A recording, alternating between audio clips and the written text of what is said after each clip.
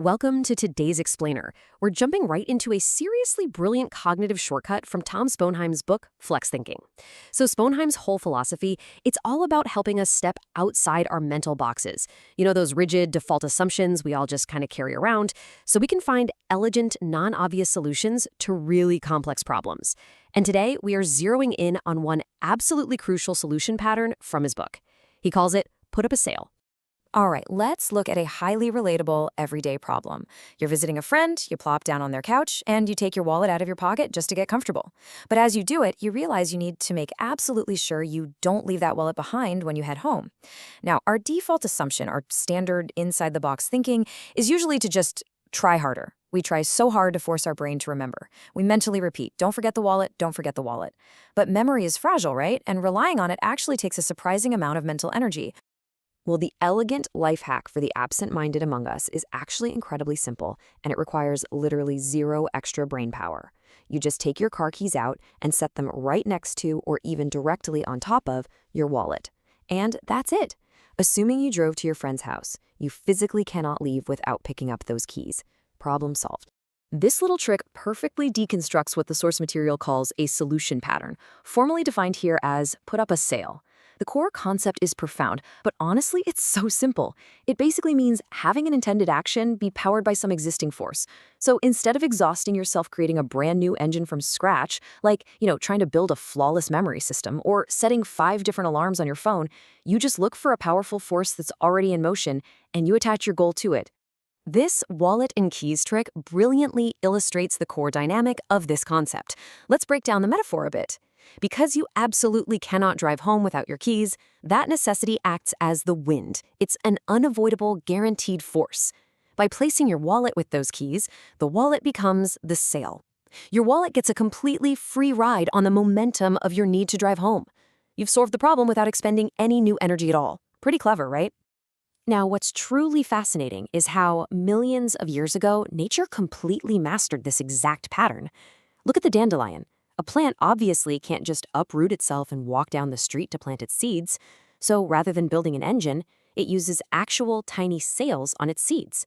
It harnesses the existing force of the breeze to travel hundreds of miles. The plant does no work. The environment does all the heavy lifting. Plants actually do this all the time, like by encasing seeds in sweet fruit, so animals will eat them and carry the seeds away. The plant is simply putting up a sail to catch the animal's existing momentum. Okay, let's pivot over to economics and see how this pattern shows up in the business world, specifically looking at the U.S. Postal Service's totally ingenious introduction of forever stamps. Seriously, this is a masterclass in looking at a massive societal force and deciding to harness it rather than fight it. Here's how the dynamics work financially. The USPS recognized an unstoppable existing force in the economy, rising inflation. We all know stamp prices are always going to go up over time. That rising inflation, that's the wind.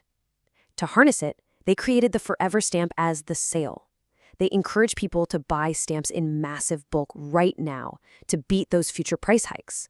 And because of this sale, the post office gets the full cost of those stamps entirely upfront as a massive influx of cash.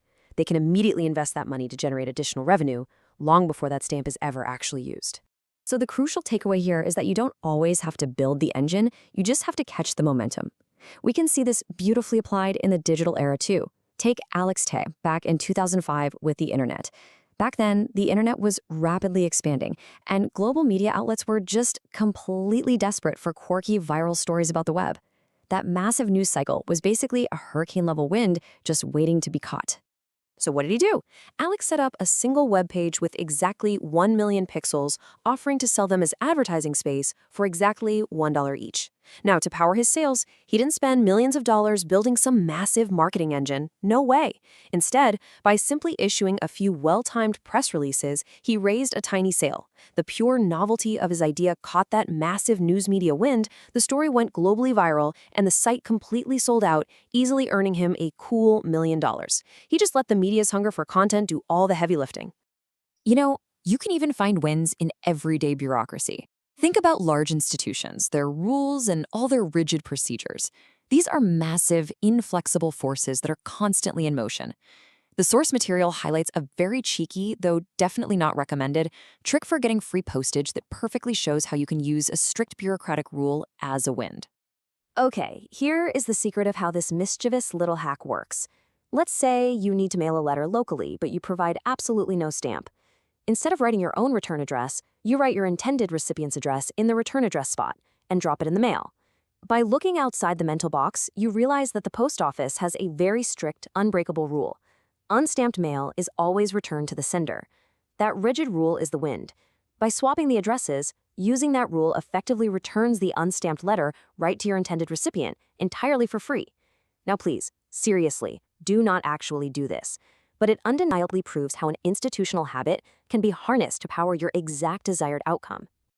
So by breaking out of your default assumptions, you can stop exhausting yourself trying to build complex engines from scratch and start looking for these existing forces to effortlessly power your solutions.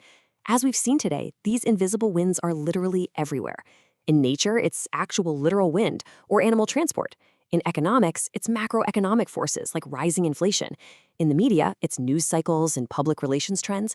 And in bureaucracy, it's those strict institutional rules and habits that just operate like clockwork. As we wrap up this explainer, I want to challenge you with a final thought to take with you.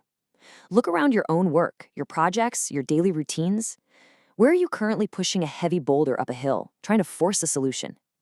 Stop for a second and ask yourself, what invisible wind is already blowing through your life right now, just waiting for a sail? Find that momentum, hoist your sail, and let it carry you forward. Thanks for learning with me today, and I'll catch you on the next explainer.